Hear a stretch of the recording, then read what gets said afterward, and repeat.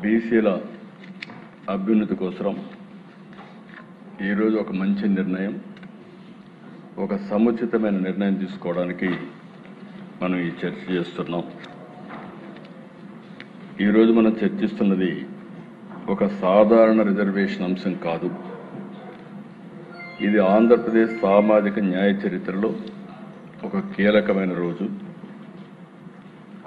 గత ప్రభుత్వంలో బీసీలకు జరిగిన అన్యాయాన్ని సరిచేసేందుకు ఈరోజు తిరిగి ప్రత్యేక కేబినెట్ సమావేశం పెట్టుకొని కొన్ని నిర్ణయాలు చేశాం. ఈ సందర్భంగా ఈరోజు సభలో మిత్రుడు పవన్ కళ్యాణ్ గారు లేరు, కానీ ఆయన మొదటి నుంచి కూడా బీసీలకు న్యాయం చేయాలని మేము ఎలక్షన్ మేనిఫెస్టో రాసినప్పుడు 34% రిజర్వేషన్లు పెట్టినప్పుడు ఒక పక్క పవన్ కళ్యాణ్ గారు, ఇంకో పక్క బీజేపీ నాయకత్వం పూర్తిగా సమర్థించి ముగ్గురం కూడా ఎన్నికలకు వెళ్ళాం.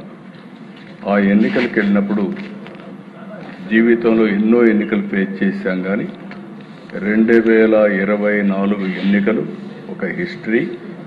94% స్ట్రైక్ రేట్, 57% ఓట్లు వచ్చాయంటే అది బీసీల వల్ల, ఈ యొక్క నాయకత్వం యొక్క నమ్మకం వల్ల వచ్చాయని చెప్పి కూడా నేను మీకు తెలియజేస్తున్నాను.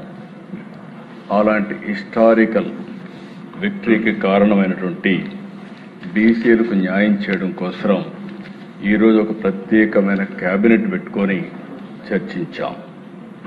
ఇందులో అధ్యక్ష 3 ప్రధానమైన విషయాల్ని ఈరోజు నిర్ణయం చేశాం. చాలా ఉన్నాయి, కానీ 3 ప్రధానంగా నిర్ణయాలు చేశాం.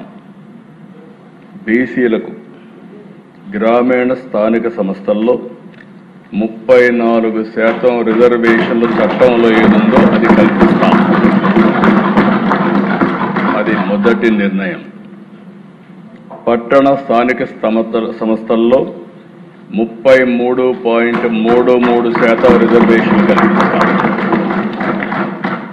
ఈ 2 కూడా చట్టంలో ఉన్నాయి అధ్యక్ష, అది కూడా నేను వస్తాను. ఇంకొక పక్కన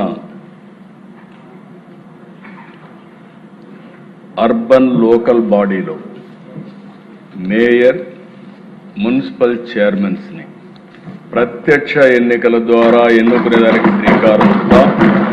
ప్రత్యక్ష ఎన్నికల ద్వారా ఎన్నుకుంటారు. అయారాం గయారాంలు ఉండరు.